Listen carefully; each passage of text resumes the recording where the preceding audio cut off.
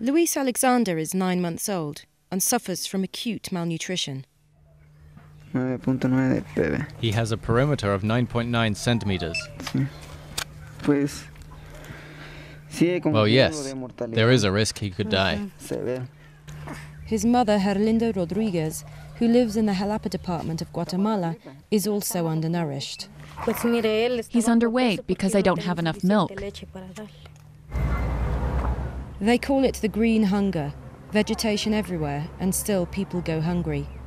Although Guatemala is the world's 5th largest exporter of sugar, coffee and bananas, more than half of all children under 5 are suffering from malnutrition. In rural areas such as here in Jalapa, that proportion can rise to as high as 90%. There is food available, but at prices that poor families can't pay.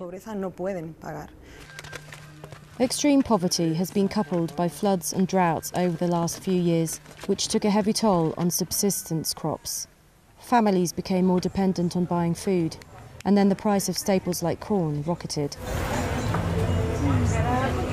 This official from the National Human Rights Commission says more than 6,500 people died of hunger last year.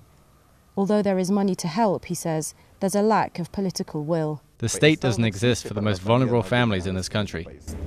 Malnutrition doesn't stunt just physical, but also mental development of children, which does not bode well for Guatemala's future economic development.